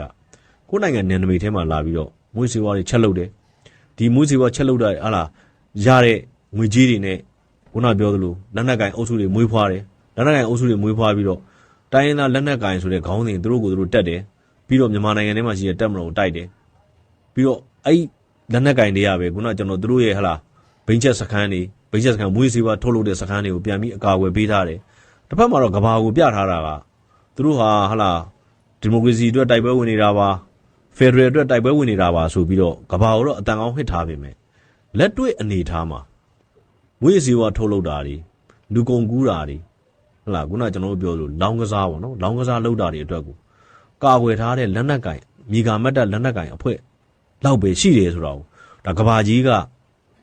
တိသွားဖို့လိုအပ်တယ်တိသွားဖို့လိုအပ်တယ်နော်တိသွားဖို့လိုအပ်တယ်ဒါကြောင့်လည်းသူကနိုင်ငံတကာတန်တမန်တွေရောခုနကျွန်တော်ပြောတဲ့ဟလာနိုင်ငံတော်အဖွဲ့အစည်းကပုံကိုယ်တွေကိုခေါ်ပြတာနောက်ပြီးတော့သတင်းသမားတွေပေါ့နော်သတင်းသမားတွေကိုခေါ်ပြတာဖြစ်တယ်လို့ကျွန်တော်ဒီလိုသုံးတယ်ဒီခရီးစဉ်နဲ့ပတ်သက်ရင်တော့ကျွန်တော်တို့သတင်းသမားတွေအတွက်လည်းအများကြီးအကျိုးရှိတယ်ဘာလို့လဲဆိုတော့ကျွန်တော်တို့ကဒါကသူများပြောတဲ့ကြားမဟုတ်ဘူးနော်သူများပြောတဲ့ကြားမဟုတ်စာဖတ်ပြီးသိတာမဟုတ်ကျွန်တော်တို့သတင်းသမားတွေကိုယ်တိုင် witness တွေပေါ့နော်ကဘာကြီးနဲ့ခြီးပြီးပြောလာလို့ရှိရင်မ မြန်မာနိုင်ငံရဲ့မွေးစေဝါတိုက်ဖြတ်ရေးလုပ်ငန်းကိုပြောပါဆိုရင်ကျွန်တော်တို့ကိုယ်တိုင် witness တွေဖြစ်တယ်ကျွန်တော်တို့ကိုယ်တိုင်မျက်မြင်သက်သေတွေအနေနဲ့ကျွန်တော်တို့ကဒါရက်တီလို့ရတာ။ဘာကြောင့်ကိုယ်တိုင်မြင်လာတာတွေနောက်တစ်ခုကမြန်မာနိုင်ငံအစိုးရဟာမွေးစေဝါတိုက်ဖြတ်ရေးမှာစွမ်းစွမ်းတမန်လှုပ်ဆောင်နေတယ်ဆိုတာကိုဒီအချက်တွေကနေပြီးတော့ကျွန်တော်မိမောင်းထိုးပြနိုင်တယ်လို့နော်ကျွန်တော်ဒါလေးကိုသိဖို့ပါဒါကကျွန်တော်တို့မွေးစေဝါဖမ်းပြီးတော့ဒီမွေးစေဝါဖမ်းပြီးပြီဒီဘက်မှာမွေးစေဝါတားဆီးအတွက်ကိုလည်းကျွန်တော်တို့အများကြီးလောက်ရလိမ့်ဦးမယ်လို့ကျွန်တော်ဒီလိုသုံးသပ်မိတယ်။ဘာကြောင့်လဲဆိုတော့တချို့အဲ့မှာရှိတဲ့ဒီ amphetamine ထုတ်တဲ့ဒီပန်းရောက်ဆေးပြားထုတ်တဲ့ဆက်လေးဆိုလို့ရှိရင်ကျွန်တော်ကလည်းပြရပြီပါတေးသေးလေးကျွန်တော်ရေတန့်ရေအိမ်မှာတောက်တဲ့ရေဟုတ်လားကျွန်တော်တို့ဒီပလက်ထိုးပြီးလောက်ရတဲ့ရေခဲကြီးထုတ်တဲ့ဆက်လောက်ပဲရှိတယ်တေးသေးလေးအဲ့တော့ဒါတွေကဘယ်လိုပဲဖြစ်ဖြစ်ဘယ်လိုအိမ်တအုပ်ထဲမှာမီးလေးထိုးပြီးထုတ်နေလဲထုတ်လို့ရတယ်သူကအဓိကပြင်ကုန်ချမ်းပဲလိုတာပေါ့နော်ကုန်ချမ်းရရင်သူကကုန်ကြောကထုတ်နေလို့ရတယ်ဒါကတစ်မျိုးပေါ့နောက်တစ်ခုကဘာလဲဆိုတော့ဟုတ်လားဘယ်လိုဆိုရင်တော့အဲ့မှာပြောရတာကျွန်တော်ဒီကိစ္စကိုတက်မတော်တယောက်တည်းတက်မတော်တစ်ခုတည်းလဲနှိမ်နှင်းမှုဆိုတာမလွယ်ပါဘူးတဲ့နောက်တစ်ခုကဘာလဲဆိုတော့အစိုးရအဖွဲ့ကြီးပဲနှိမ်နှင်းမှုဆိုတာမလွယ်ပါဘူးတဲ့အဓိကအပြင်ဟုတ်လားပြည်သူတွေပေါ့နော်ပြည်သူတွေအနေနဲ့အဓိကအပြင်ဒေသခံပြည်သူတွေနောက်ပြီးတော့ဟုတ်လားမြန်မာပြည်ရဲမှာရှိနေတဲ့ပြည်သူတွေအနေနဲ့ဒီမူးစေဝါနဲ့ပတ်သက်လာလို့ရှိရင်နိုင်ငံတော်အစိုးရကိုပေါ့နော်ယုံကြည်တဲ့သတင်းပေးကြပါသတင်းပေးဖို့လိုအပ်တယ်နော်သတင်းပေးဖို့လိုဒါတိတ်အရေးကြီးအဓိကအပြင်တော့သူတို့ပြောချင်တာကတော့ပြည်သူတွေနဲ့လူငယ်တွေရဲ့ပူးပေါင်းဆောင်ရွက်မှုအဓိကလိုအပ်တယ်လို့ပြောချင်တာဒါကလည်းမှန်တယ်ဒါလည်းမှန်ဘာကြောင့်လဲဆိုတော့ဒီလိုဟုတ်လားဒီခုနကကျွန်တော်ပြောသလိုနိုင်ငံတော်အစိုးရရဲ့လက်လန်းမမီတဲ့နေရာတွေမှာရှိနေတဲ့အခုလိုမွေးစေဝါဆက်ယုံနေမွေးစေဝါထုတ်လုပ်တဲ့ဟုတ်လားလက်နက်ကိုင်အုပ်စုတွေဒါတွေကပြောရရင်တချို့ဟာတွေကဒီခုလိုတိုက်ပွဲဖြစ်မှနိုင်ငံတော်အစိုးရအနေနဲ့ကျွန်တော်သိနိုင်တာလေနောက်တော့ကျွန်တော်တို့ရှိမှာဟုတ်လားနီးပညာတို့ဒီရန်နေရတို့ဥပမာလေချောင်းကင်းထောက်ပြီးတော့ဟုတ်လားဓာတ်ပုံရိုက်တာတွေဘာတွေအတွက်က area ကြီးအရန်ကျပြန့်တဲ့အတွက်မလွယ်ဘူးအဲ့တော့ဒေသခံပြည်သူတွေအနေနဲ့ဒါတွေကိုသတင်းပေးနိုင်မှုလိုအပ်တယ်တဲ့နော်ဒါမျိုးတွေပြောတာဒါကတော့ကာဝနီတစ်ခုပေါ့နောက်ကာဝနီတစ်ခုကတော့ကျွန်တော်တို့ကစဉ်းစားမိတာပါလဲဆိုတော့လူငယ်တွေကိုဒီမွေးစီဝါရဲ့စိုးကျိုးတွေကိုအဓိကပြဖို့သိအောင်လုပ်ဖို့လိုအပ်တာပေါ့နော်ဒါအစိုးရအနေနဲ့စွမ်းဆောင်နိုင်တယ်ကျွန်တော်တို့လူငယ် Peace Forum ပေါ့နော် Youth Peace Forum လုံးကလည်းအဲ့မှာကျွန်တော်တို့ပြကန်းတစ်ခုမှာကျွန်တော်ထင်တယ်ပြည်ထောင်စုဝန်ကြီးဌာနပြကန်းမှာထင်တယ်မွေးစီဝါနဲ့ပတ်သက်တဲ့သူတို့ဟုတ်လားမြန်မာနိုင်ငံမှာလူငယ်တွေအများစုကိုဒုက္ခလမ်းမရောက်အောင်လုပ်နေမွေးစီဝါနဲ့ပတ်သက်ပြီးတော့အဲ့ပြကန်းမှာပြထားတယ်တွေ့ရတယ်တချို့ဟာဆိုလို့ရှိရင်အချိုရည်လိုမျိုးဟာမျိုးတွေနော်တချို့ဟာဆိုလို့ရှိရင်တရားလုံးလိုဟာမျိုးတွေဒါမျိုးတွေပေါ့ဗျာပုံမားရိုက်ထားတာတွေအများကြီးရှိတယ်ဆိုတော့ဒါတွေကိုလည်းကျွန်တော်တို့ကလူငယ်တွေများများမြင်အောင်ပြတင်တယ်လို့ခုနကကျွန်တော်တို့ခုနပြောတယ်ဟာလားဒီမော်ဘီမှာထင်တယ်မော်ဘီမှာကိုမိန်းမကိုလာဓာတ်နဲ့ခေါင်းကိုဖြတ်တာတွေနောက်ပြီးတော့တိုက်တွေပေါ်ကဟာလားကြောင်မြောင်းတို့တောင်မေတို့ဘက်မှာဆိုတိုက်တွေပေါ်ကနေခုံချတာတွေရေချိုးကန်းထဲမှာတယောက်တည်းသေနေတာတွေဒီလိုပဲလူငယ်တွေပုံစံမျိုးနဲ့သေနေဒီလိုသတင်းတွေကိုလည်းကျွန်တော်တို့ကပြည်သူလူထုတွေများများသိအောင်လုပ်တင်တယ်ဒါကကျွန်တော်တို့သတင်းဌာနတွေလုံနိုင်တဲ့အလုပ်တွေပေါ့နော်ဒါမျိုးတွေနောက်တစ်ခုကဟာလားဒီကျောင်းတွေမှာအဓိကပြင်ထက်တန်းကျောင်းတွေတက္ကသိုလ်ကျောင်းဆိုလို့ရှိရင်တက္ကသိုလ်ကျောင်းမှာရှိတဲ့ဟာလားလူငယ်တွေကိုမွေးစေဝါနဲ့ပတ်သက်တဲ့ကျွန်တော်တို့စာတန်းတွေရေးခိုင်းတာတွေတက္ကသိုလ်ဖြစ်တဲ့အတွက်စာရေးစာပုံရေးလို့တော့မရဘူးဗျာစာတန်းတွေပြုစုခိုင်းတာတွေသူတို့ကိုယ်တိုင်ဒါတွေနဲ့ပတ်သက်ပြီးတော့လေးလာတာတွေဟုတ်လားစီးပူးတာတွေလုပ်ပြီးတော့နိုင်ငံတော်အထောက်ပံ့ပေးပြီးတော့ဒီလိုဟာတွေစာတန်းဖတ်ပွဲတွေဒါမျိုးတွေလုပ်တင်တယ်ထက်တန်းကျောင်းတွေမှာဆိုလို့ရှိရင်လည်းဟာလားမွေးစေဝါနဲ့ပတ်သက်တဲ့ဘယ်လိုခေါ်မလဲမွေးစေဝါနှိမ်နှင်းနဲ့ပတ်သက်တဲ့ဖွဲ့စည်းတွေအနေနဲ့ဟောပြောပွဲတွေနောက်ပြီးဟုတ်လားနောက်မွေးစေဝါဖြတ်နေတဲ့မွေးစေဝါဖြတ်တဲ့နေရာဒေသတွေမှာဘယ်လိုတွေလုပ်နေတယ်ဆိုတာမျိုးတွေကိုဒီအထက်တန်းကျောင်းသားတွေမြင်အောင်ပြတယ်ဒါတွေကအရန်အရေးကြီးတယ်နော်နောက်တစ်ခုကဘာလဲဆိုတော့ကျွန်တော်ဒီသတင်းသုံးသက်ချက်မလုပ်ခင်မှာကျွန်တော်ဘာသာတွေ့လဲဆိုတော့လှဲတန်းမှာလူငယ်တွေအုပ်စုလိုက်ရိုက်နေကြတယောက်ဟိုဘက်ရန်ဖြစ်လိုက်ပြေးလိုက်ဒီဘက်ရန်ပြေးလိုက်ဆိုဒါတွေကလည်းကျွန်တော်ပြောချင်တာဘာလဲဆိုတော့မွေးစီဝါနဲ့ကင်းမယ်မထင်ဘူးဒါကြောင့်မလို့ဘာလဲဆိုတော့လူငယ်တွေကိုလည်းထိမ့်သိမ့်မှုလိုအပ်တယ်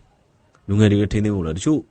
လူငယ်တွေဆိုလို့ရှိရင်ကျွန်တော်ပြောတာကကျွန်တော်ပြောရရင်တော့ဗျာလူငယ်ထိမ့်သိမ့်ရေးဥပဒေတိကျချက်ထုတ်ဖို့လိုအပ်တယ်လူဒေသဆိုင်ရာပဲဖြစ်ဖြစ်နိုင်ငံတော်ကပဲဖြစ်ဖြစ်နော်ဘာကြောင့်လဲဆိုတော့ကျွန်တော်တို့ကလူငယ်တွေကိုထိမ့်သိမ့်နိုင်မှကျွန်တော်တို့ရဲ့ဟလာဒီလူကြီးဘဝမှာကျွန်တော်တို့တိုင်းပြည်ကိုကောင်းအောင်တည်ဆောက်အောင်ပါလေဘာလို့လဲယနေ့လူငယ်နောင်ဝယ်လူကြီးကိုလူငယ်တွေကို၌ကိုကဒီဟလာအမားတွေပေါ်မှာသင်ခန်းစာတွေယူနေလူကြီးဖြစ်လာရင်တိုင်းပြည်ကောင်းစရာမရှိဘူးဒါကြောင့်မလို့ကျွန်တော်တို့ဘလို့ပဲဖြစ်ဖြစ်ဒီလူငယ်တွေကိုထိမ့်သိမ့်မှုအတွက်ဒေသဆိုင်ရာဥပဒေပဲဖြစ်ဖြစ်နိုင်ငံတော်နဲ့ဆိုင်တဲ့ဥပဒေပဲဖြစ်ဖြစ်အပြဋ္ဌာန်းမှုလိုအပ်တယ်ဒါတွေကမွေးစေဝါနဲ့ဆက်နွယ်နေတာပဲဗျာနော်ဒါမျိုးတွေပေါ့ဆိုတော့ဒါလေးကိုပြောချင်လို့ကျွန်တော်တို့ဒီသတင်းကိုသုံးသပ်တာဖြစ်တယ်ဆိုတော့ဘလို့ပဲဖြစ်ပါကျွန်တော်သတင်းသမားတွေအတွက်တော့ဒီခီးစဉ်ဟာအတော်ကိုဘူးတုဒရရတဲ့ခီးစဉ်ဖြစ်တယ်လို့နော်ကျွန်တော်ဒါလေးပြောချင်တယ် နောက်တစ်ခုကတော့ရွေးကောက်ပွဲပေါ့နော်2025နဲ့26ပေါ့နော်ခွာပြီးကျင်းပတာပေါ့2025ဒီဇင်ဘာ28ရက်နေ့မှာပထမအကြိမ်ပြီးတော့ဇန်နဝါရီ17မှာဒုတိယအကြိမ်ပြီးတော့မနေ့ကဇန်နဝါရီ25ရက်နေ့မှာတတိယအကြိမ်ပေါ့နော်ဘယ်လိုပဲဖြစ်ဖြစ်ရွေးကောက်ပွဲကတော့အောင်မြင်စွာပြီးသွားပြီရွေးကောက်ပွဲအောင်မြင်စွာပြီးရတဲ့တစ်ကဘာလဲဆိုတော့ရွေးကောက်ပွဲနဲ့ပတ်သက်ပြီးတော့ချင်းချောက်မှုတွေရှိတယ်နော်ချင်းချောက်မှုတွေရှိတယ်ရွေးကောက်ပွဲနဲ့ပတ်သက်ပြီးတော့rumors ပေါ့နော်ပုံသဏ္ဍာန်အမျိုးမျိုးနဲ့ဘယ်လိုခေါ်မလဲသဘုတ်လွင်လင်းပြောတာတွေရှိတယ်ဒီလိုအခက်ခဲဒီလိုအကြက်တဲဒီလိုအန်ရည်တွေကိုကြော်လွှားပြီးတော့ရွေးကောက်ပွဲကိုအောင်မြင်နဲ့ကျင်းပနိုင်တယ်တစ်ကဒီမဲယုံတွေကိုကြံဖက်သမားတွေခုနပြောတယ်ဟလာဒီလက်နက်ကင်တွေရဲ့ဘယ်လိုခေါ်မလဲနှောက်ယှက်မှုကနေပြီးတော့နော်ကာဝယ်ပြီးတော့ရွေးကောက်ပွဲကဒါအောင်မြင်ကျင်းပနိုင်လိုက်တယ်အောင်မြင်ကျင်းပနိုင်တယ်ရွေးကောက်ပွဲမှာမဲလာပြီးဆန္ဒမဲလာပြီးတဲ့လူတွေအားလုံးဟာဘယ်လိုခေါ်မလဲလွတ်လပ်နဲ့သူတို့ပေးခြင်းတဲ့ပါတီကိုသူတို့ဆန္ဒရှိတဲ့အတိုင်းလွတ်လပ်ပေးနိုင်ခဲ့တယ်လို့ကျွန်တော်တို့ဒီလိုပြောချင်တာဒါကိုကျွန်တော်တို့ရွေးကောက်ပွဲကအောင်မြင်တော့ပြီးဆုံးသွားပြီလို့ပြောချင်တာရွေးကောက်ပွဲကပြိုင်ပွဲတစ်ခုဖြစ်တဲ့အတွက်အနိုင်ရှုံးရှိမှာပေါ့နော်အနိုင်ရှုံးရှိမှာအဲ့တော့မိလို့ဝင်ဆိုတွေကမူနိုင်တဲ့ပါတီကလည်းနိုင်သွားပြီရှုံးတဲ့ပါတီကလည်းရှုံးသွားပြီဒီပေါ်မှာတော့ဝေဖန်မှုတွေထောက်ပြမှုတွေကတော့ရှိကြမှာနော်ဝေဖန်မှုတွေထောက်ပြမှုတွေရှိကြမှာပဲကျွန်တော်ဒီဟာကိုတော့ဘယ်လိုခေါ်မလဲနောက်ဘယ်လိုလုပ်ရမလဲဆိုတော့ဒီတွေကနေနောက်ဘယ်လိုလုပ်ရမလဲဆိုတော့သင်ခန်းစာထုတ်နိုင်ရင်တော့ပိုကောင်းတာပေါ့ဒီပေါ်မှာအချင်းများမယ်ဆိုရင်တော့ပြောရရင်တော့ဥပဒေဘောင်တွင်းရပဲအချင်းများတာကောင်းတာပေါ့နော်ဘာကြောင့်လဲဆိုတော့ဒီ2026မှာကျင်းပရတဲ့ရွေးကောက်ပွဲဟာကျန်တဲ့2010တို့လား2015တို့2020တို့မှာကျင်းပရတဲ့ရွေးကောက်ပွဲနဲ့မတူဘာကြောင့်တစ်ကမြန်မာနိုင်ငံအနေနဲ့ကစီးပွားရေးစိန်ခေါ်မှုတွေစစ်ရေးစိန်ခေါ်မှုတွေနိုင်ငံရေးစိန်ခေါ်မှုတွေဒီကြားထဲမှာလားအစိုးရအနေနဲ့ဒီအစိုးရရဲ့တက်တန်းဆိုတာတကယ်နုငယ်တဲ့တက်တန်းပေါ့ဗျာပြောရရင်စိန်ခေါ်မှုအမျိုးမျိုးကြားကနေပြီးတော့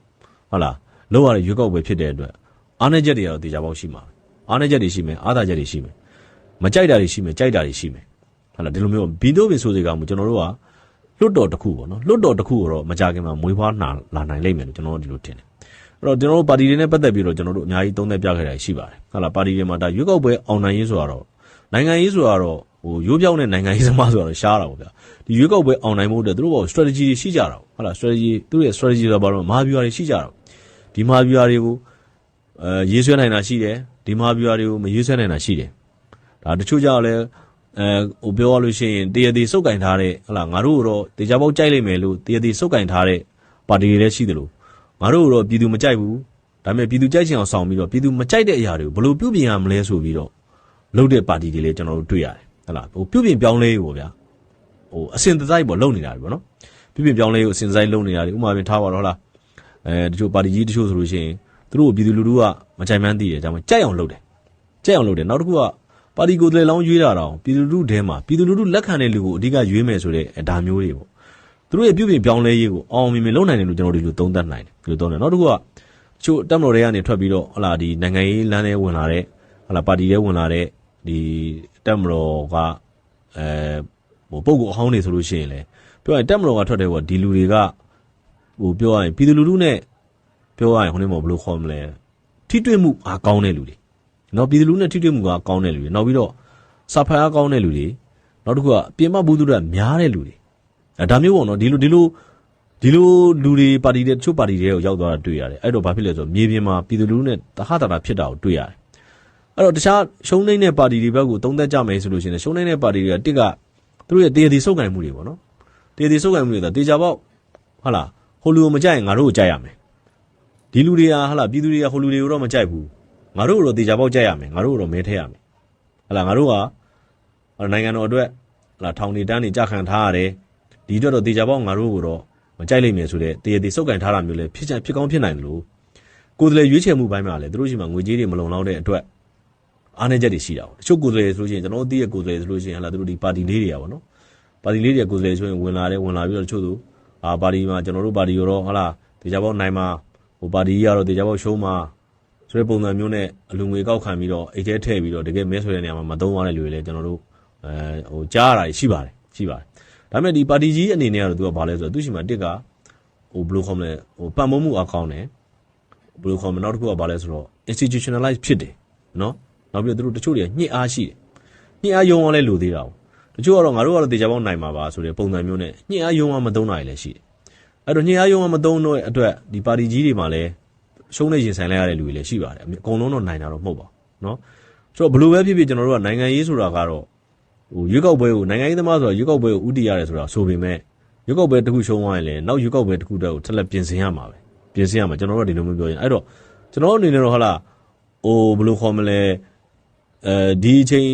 ဒီအတိုင်းတာမှာတော့ဟုတ်လားဟိုဘယ်လိုခေါ်မလဲဟိုရွေးကောက်ပွဲအောင်မြင်စွာကျင်းပသွားနိုင်တယ်လို့ပဲကျွန်တော်တို့ဒီလိုပဲပြောချင်တယ်နော်ဒီလိုပဲပြောချင်တယ်ကျန်တာတွေကကျွန်တော်တို့ကတိတ်ဘာမှအများကြီးလည်းမပြောချင်အများကြီးလည်းမပြောချင်အဲ့တော့အဓိကကဘာလဲဆိုတော့တိကတော့ကျွန်တော်တို့ကဒီလက်ရှိအနေထားမှာဒီမိုစီလမ်းကြောင်းပေါ်ကိုစပြီးတော့ဟိုတင်နေပြီလို့ကျွန်တော်တို့ဒီလိုမျိုးပြောချင်တယ်အဲ့တော့ဘယ်လိုပဲဖြစ်ဖြစ်အနိုင်ရတဲ့ပါတီပဲဖြစ်ဖြစ်အရှုံးနဲ့ရင်ဆိုင်လိုက်ရတဲ့ပါတီပဲဖြစ်ဖြစ်နောင်သားတွေကိုတကယ်နိုင်ငံရေးအမွေပေးဖို့လိုအပ်တယ်နော်တကယ်တည်ငြိမ်တဲ့နိုင်ငံရေးပေါ့ဗျာတည်ငြိမ်တဲ့နိုင်ငံရေးအပြောင်းလဲတွေဖြစ်ပေါ်လာအောင်ဟုတ်လားနိုင်ငံရေးအမွေတော့ပေးဖို့လိုတယ်နိုင်ငံတော်ရဲ့အပြောင်းလဲတစ်ရပ်ကိုနိုင်ငံရေးနီးလန်းနဲ့ကြိုးစားခြင်းတွေကအကောင်းဆုံးဆိုတာကိုဟိုအနစ်နာခံပြီးတော့ဆက်လက်ပြသွားဖို့လိုအပ်တယ်ကျွန်တော်တို့ပြောချင်လိုအပ်တယ်နော်ဆိုတော့ဒါကြောင့်မလို့ပြောရရင်တော့မြစ်တို့ဝင်ဆိုစီကမူလက်ရှိအနေထားမှာတော့ကျွန်တော်တို့လွှတ်တော်တရက်ပေါ်လာမယ်ပြည်သူလူထုကရွေးကောက်တင်မြှောက်ထားတဲ့အစိုးရတရက်ပေါ်လာမယ်ဟုတ်တယ်မလားအဲ့တော့ဒီဟလာဒီလွှတ်တော်နဲ့ဒီအစိုးရကအဓိကဟိုဘယ်လိုခေါ်မလဲထိန်းချောင်းပြီးတော့မြန်မာနိုင်ငံကိုဒီမိုကရေစီစနစ်ပေါ်မှာခိုင်မာအောင်လုပ်သွားဖို့တာဝန်တွေရှိလာလိမ့်မယ်ကျွန်တော်တို့ဒါကိုသုံးသပ်မိဒါကြောင့်မလို့ဟုတ်လားဟိုနိုင်သည်ဖြစ်စေရှုံးသည်ဖြစ်စေပြိုင်ပွဲတစ်ခုမှာတော့အနိုင်နဲ့အရှုံးတော့ရှိမှာပဲနော်အနိုင်နဲ့အရှုံးတော့ရှိမှာဆိုတော့ဒီပေါ်မှာကတော့ဟိုကျွန်တော်တို့ဟုတ်လားဟိုလက်ဝိတ်ထိုးတဲ့လူတွေပဲဟိုပဲပြောကြပါတော့လက်ဝိတ်ထိုးတဲ့လူတွေဆိုလို့ရှိရင်လည်းတယောက်ထိုးနေတဲ့အချိန်မှာတော့အသေးလဲပဲလေအသေးလဲထိုးကြတာပဲပြီးတော့အနိုင်ရှုံးပေါ်သွားတဲ့အချိန်မှာတယောက်လက်ဆွဲနှုတ်ဆက်ကြတာပေါ့နော်ဆိုတော့ဒီလိုမျိုးလေးဒီလိုနမူနာလေးဖြစ်စေချင်တယ်เนาะကျွန်တော်တို့ကြားမှာပြီးသွားပြီဒါအစိုးရဆိုတာကတော့အစိုးရတည်းဖြစ်လာလို့ရှိရင်ပြည်သူလူထုအားလုံးကိုကိုစားပြုပေးရမယ်ငါတို့ထောက်ခံတဲ့ပြည်သူတွေကိုပဲကိုစားပြုပေးမယ်ဆိုတာလုံးလုံးမရဘူးပေါ့နော်အဲ့တော့အဲ့ဒါကိုပဲကျွန်တော်တို့ကဒီဇိုင်းမှတ်သွားရမယ်ဒီအစိုးရဟာပြည်သူအားလုံးကိုကိုစားသူတို့ရဲ့လှုပ်ဆောင်ချက်အားလုံးကပြည်သူလူထုအားလုံးကိုကိုစားပြုဖို့လိုအပ်တယ်ဒီအတွက်ကိုပဲကျွန်တော်တို့ကတွန်းအားပေးဖို့လိုအပ်တာပေါ့နော်ဒီအနိုင်ရတဲ့ပါတီပဲဖြစ်ဖြစ်အရှုံးနဲ့ရင်ဆိုင်လိုက်ရတဲ့ပါတီတွေပဲဖြစ်ဖြစ်တစ်ကနိုင်ငံတော်အတွက်ပဲရှေ့ရှုရအောင်မယ်လွှတ်တော်ထဲရောက်သွားပြီဆိုတာ ਨੇ ပါတီတွေရဲ့ရင်တိုးတွေပါတီရဲ့တစိမ့်တွေကိုမေးပြရအောင်လွှတ်တော်ဆိုတာကျွန်တော်တို့ပြောရရင်ဟို state within the state ပေါ့နော်နိုင်ငံတော်တွေကနိုင်ငံတော်ပဲနိုင်ငံတော်တွေကနိုင်ငံတော်ဖြစ်တဲ့အတွက်လွှတ်တော်ဆိုတာနိုင်ငံတော်မှာရှိတဲ့ပြည်သူလူထုလဲနေလေအောင်မြင်းဆောင်မကြံမှာရှိတဲ့ပြည်သူလူထုအားလုံးကိုကိုစားပြုတဲ့အတန်တွေဖြစ်ဖို့လိုတယ်ဒါကိုကျွန်တော်တို့ပြောချင်ဒါမှသာကျွန်တော်တို့ကနောင်လာနောင်သားတွေကငါတို့အရှိမဟာလာညီတော်နောင်တော်တွေဟာလာအကူတွေဦးလေးတွေအတော်တွေအမတွေဟာတို့တိုင်းပြည်အတွက်ဂျင်းတဲ့ချက်တွေကြာနေတဲ့အချိန်မှာငါတို့တိုင်းပြည်ကိုဟုတ်လားဘယ်လိုမျိုးငါတို့တိုင်းသူပြည်သားတွေအတွက်ကိုဘယ်လိုပေးဆက်ခဲ့တယ်ဘယ်လိုအနစ်နာခံခဲ့တယ်ဟုတ်လားဘယ်လိုရှေ့ဆောင်ပြခဲ့တယ်ဆိုတော့နောင်သားတွေကဟိုခိုင်ယူနိုင်မှာဖြစ်တာပေါ့နော်ခိုင်ယူနိုင်မှာဖြစ်တယ်ဒါကြောင့်မလို့ကျွန်တော်တို့ကပါတီတစိမ့်တွေခဏခွဲဖဲလိုက်တော့နော်ပါတီတစိမ့်တွေဖဲလိုက်လို့ရပြီအဲ့တော့အားလုံးဟာတိုင်းသူပြည်သားတွေဖြစ်သွားကြပြီဖြစ်တဲ့အတွက်တိုင်းပြည်အတွက်ပဲဒီရွေးကောက်ပွဲပြီးသွားတဲ့အတွက်တိုင်းပြည်အတွက်ပဲရှေ့ရှုရမယ်အချိန်ရောက်ပြီလို့နော်ကျွန်တော်တို့ဒီလိုသုံးသပ်ချင်ပါတယ်နော်ဒီလိုသုံးသပ်ချင်ပါ